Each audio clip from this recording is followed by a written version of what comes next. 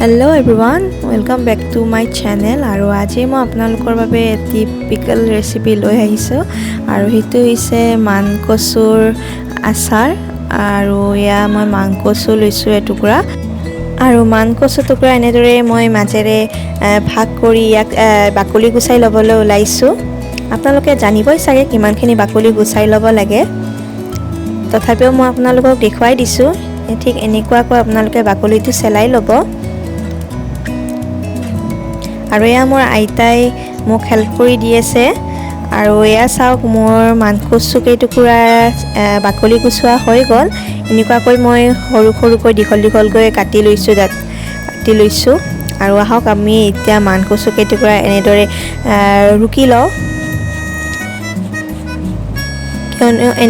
এনেকৈ আচাৰটো কৰিলে খাবলৈ বহুত টেষ্টি হয় সেইকাৰণে মই এনেকৈ কৰোঁ আৰু এয়া চাওক আমাৰ মান কচু কেইটুকুৰা এনেকৈ ৰুকা হৈ গ'ল আৰু এতিয়া মই তাত দিব ওলাইছো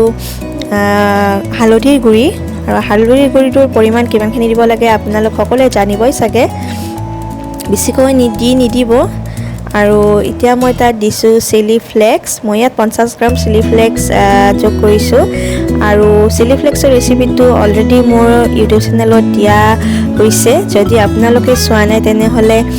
মই ডেসক্ৰিপচন বক্সত লিংকটো দি দিম আপোনালোকে গৈ তাত চাব পাৰিব আৰু এতিয়া মই এইখিনি ধুনীয়াকৈ মিক্স কৰি লম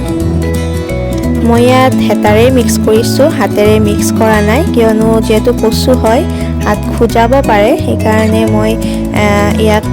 হেতাৰে মিক্স কৰি লৈছো কিছু সময় এনেদৰে মিক্স কৰি ল'ব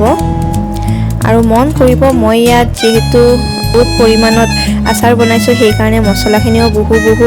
গৈছে আপোনালোকে এইটো চাই ল'ব আৰু এতিয়া মই এইখিনি কেইদিনমানৰ কাৰণে প্ৰখৰ ৰ'দত শুকাবলৈ ৰাখি থৈ দিম এয়া মই বাতৰি কাগজৰ ওপৰতে ইয়াক শুকাবলৈ ৰাখি থৈ দিছো আপোনালোকৰ ওচৰত যদি প্লাষ্টিক আছে প্লাষ্টিকৰ ওপৰতো দি দিব পাৰে মোৰ ওচৰত নাই সেইকাৰণে মই বাতৰি কাগজতে শুকাবলৈ ৰাখি থৈ দিছিলো আৰু এয়া চাওক মই 4 দিনৰ পিছত কচুখিনি ধুনীয়াকৈ শুকাই গৈছে আৰু ইয়াক মই ওজন কৰি চাইছিলো ইয়াত 2 কেজি ওলাইছে সেই পৰিমাণে এতিয়া মই মছলাখিনি দিবলৈ ওলাইছো যাৰ বাবে মই লৈছো ইয়াত 100 গ্ৰাম চফ আৰু লৈছো 50 গ্ৰাম কালজিৰা আৰু লৈছো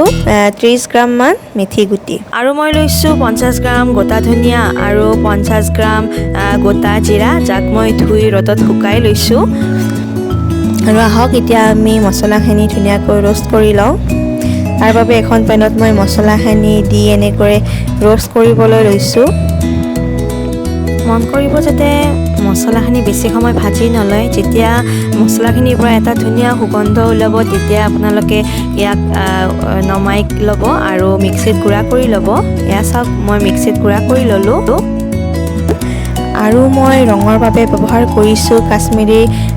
মিৰ্চ পাউডাৰ অকণমান এতিয়া আমি কেৰাহী এটাত অকণমান তেল মই যোগ কৰিছোঁ আৰু তাত এতিয়া মই শুকাই থোৱা কচুখিনি এনেদৰে অকণমান সময় ভাজি ল'ম